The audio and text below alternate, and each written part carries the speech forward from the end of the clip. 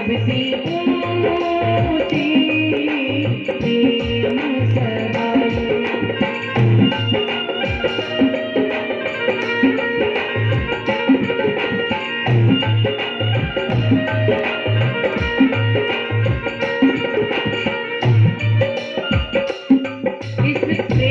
के खातिर परमात्मा 56 भोग छोड़कर आत्मा विदुर के आया।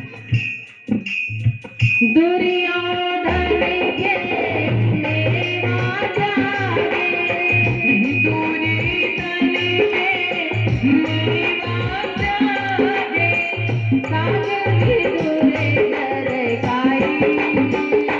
सबसे ऊंची प्रेम सगाई। सबसे प्रेम सगाई।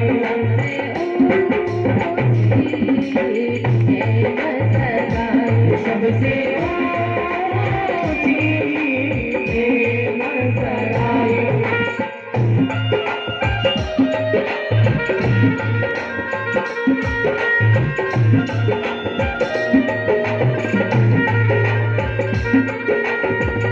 झूठे फल सब री के गाए, झूठे फल सब री के गाए, झूठे फल सब री के गाए, झूठे फल सब री के गाए, बहुविध द्वार बताए। सबसे प्रेम सगाई। सबसे ऊंची प्रेम सगाई।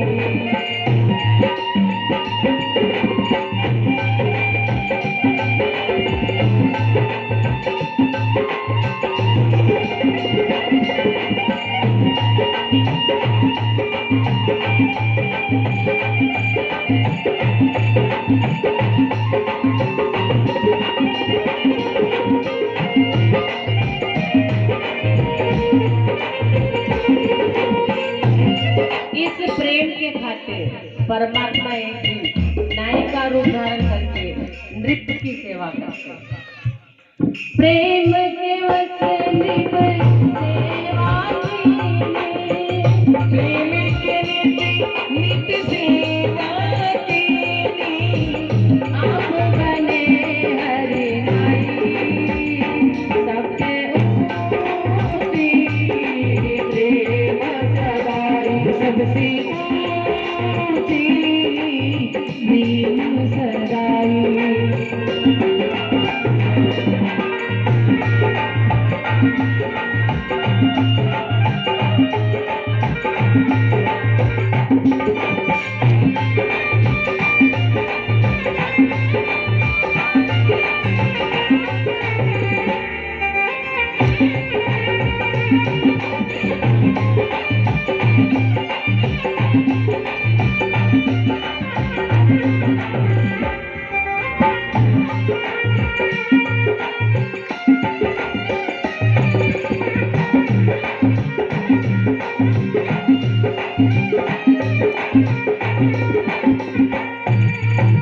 प्रेम के रस का रत रत आयो, प्रेम के रस का रत रत आयो, प्रेम के रस का रत रत आयो, प्रेम के रस का रत रत आयो, भूल गए चुराई।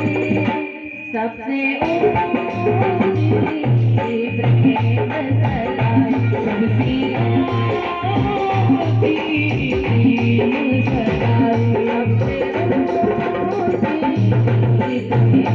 सगाई। सबसे ऊंची प्रेम सगाई।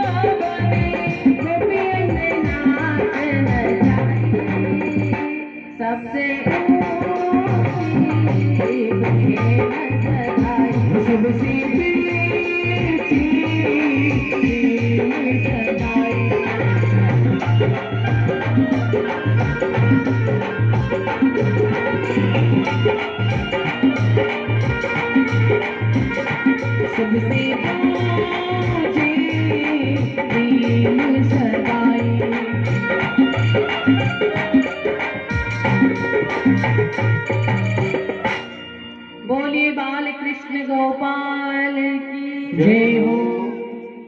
सबसे बड़ा कलयुग में प्रेम मार्ग है। भक्ति करने का भी हमारे पास इतना समय नहीं, बड़े बड़े यज्ञ जप तप करने का समय नहीं है।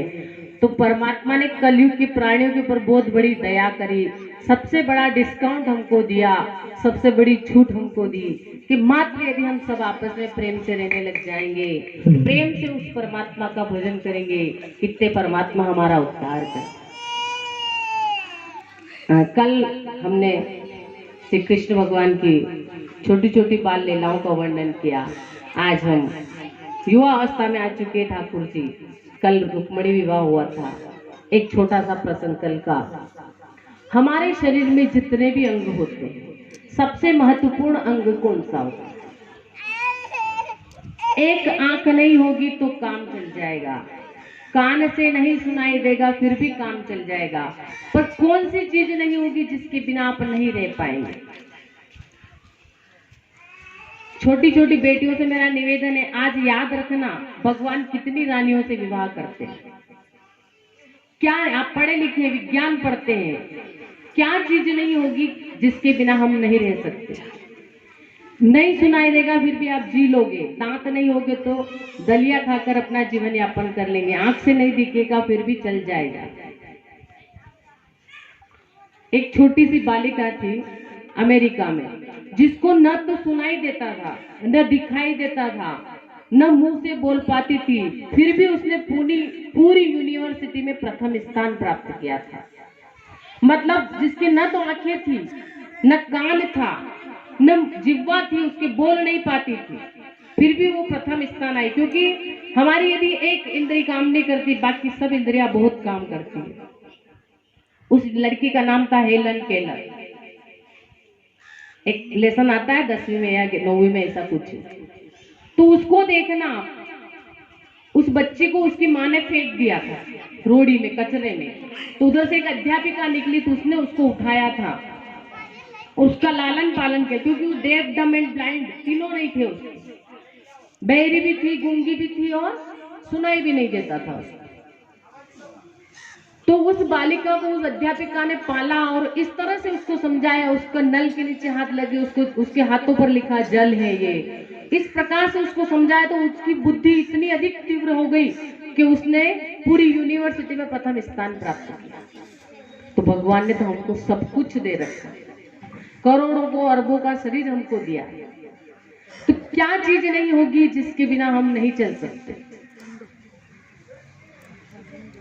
हाथ नहीं होगा तो भी हम जीवित रह जाएंगे, पाँव नहीं होगा तो भी जीवित रह जाएंगे, लेकिन एकमात्र चीज हृदय, यदि ये धड़कन बंद हो जाती है उसके बाद हमारा, तो ये जो प्रसंग आने वाला है ये इस भागवत शास्त्र का हृदय है। अभी जो मैं प्रसंग बताऊंगी आपको, पूरी भागवत कथा हमने 7 दिनों तक श्रवण करी। ये प्रसंग यदि छूट जाता है, तो जो हृदय यदि छूट गया तो हाँ, अंगों का वर्णन करने से मुंह का चेहरे का कोई मतलब नहीं। ये प्रसंग है उद्धव प्रसंग। उद्धव जी ज्ञान की प्रतिमूर्ति थे, सेम कन्हैया जैसे लगते थे, पूरा उनका जो स्वरूप था ठाकुर के जैसा। केवल कन्हैया प्रेम मार्ग को अपनाता था और उद्धव जी ज्ञान मार्ग को। कन्हैया पर ब्रह्म है, उनके मित्र थे उद्धव जी। एक बार कन्हैया उनको अपने सारे संत समागम हरि कथा तुलसी दुर्लभ दोए, सुत दारा और लक्ष्मी तो पापी के भी होए। आज मैं महाराज जी से निवेदन करूंगी, आप यहाँ जरूर पधारे। 2 दिन से मेरा निवेदन है, आज आपको स्वीकार करना पड़ेगा। तो ये जो प्रसंग है उद्धव, ये इस भागवत कथा का हृदय स्तर है।